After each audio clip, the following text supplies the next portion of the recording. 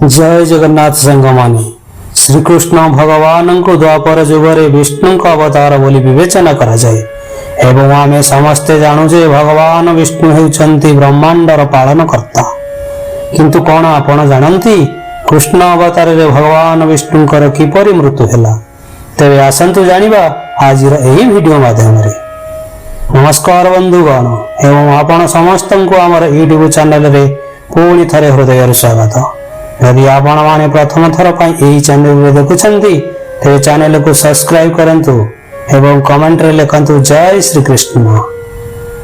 ई कहानी महाभारत काल समयर जेतेबेले दुर्योधन तांकर 99 भाईंक सहित पांडवक द्वारा निहत होइथिले।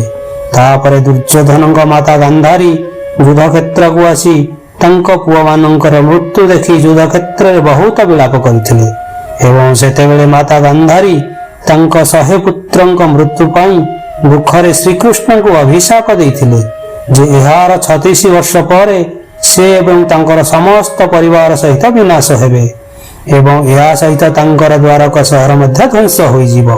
तापरे जेतेबेले माता गांधारी को क्रोध शांत हुए सेतेबेले से बहुत अनुताप करंती एवं श्रीकृष्ण को क्षमा प्रार्थना करंती।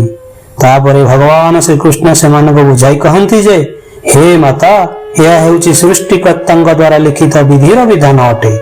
एही दुनिया रे जिए जेउ प्रकार कर्म करंती सिए सही प्रकार फल पांती।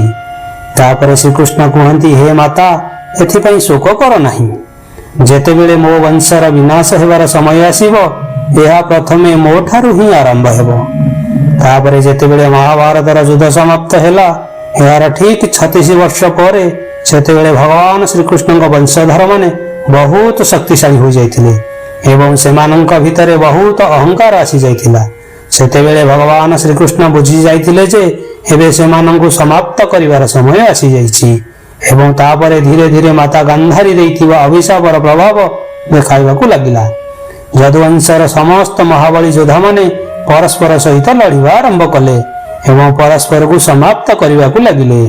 तापरे श्रीकृष्णଙ୍କ बड़ भाई बलराम मध्य तांक शरीर छाड़ी शेष नाग आकार रे तांक स्थिर स्थान को चली जाइथिले।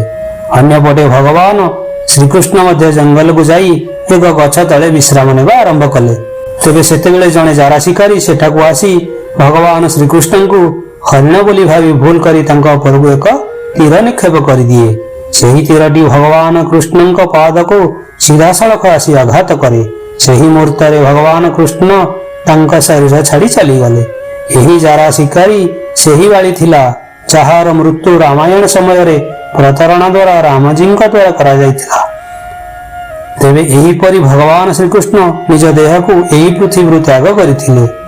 सेथिपई ओडिया भागवत रे लेखा अछि जे मर्त्यमंडले देह होई देवता होइले अवश्य मरई। तेबे बंधुगण एही माया पृथ्वी रे समस्त को दिने ना दिने मृत्यु निश्चय आसीबो। सेथिपई पाप कार्य न करी श्रीकृष्णଙ୍କ शरण रे ध्यान दियंतु एवं जन कल्याण कार्य करंतु। तेबे बंधुगण आशा करे जे आपण माने हमर ए वीडियोटी पसंद करिथिबे। यदि आपण मानकु ए वीडियोटी पसंद आसीची तेबे वीडियो को एक लाइक दियंतु, चैनल को सब्सक्राइब करंतु एवं कमेंट रे लिखंतु जय श्री कृष्ण। राधे राधे।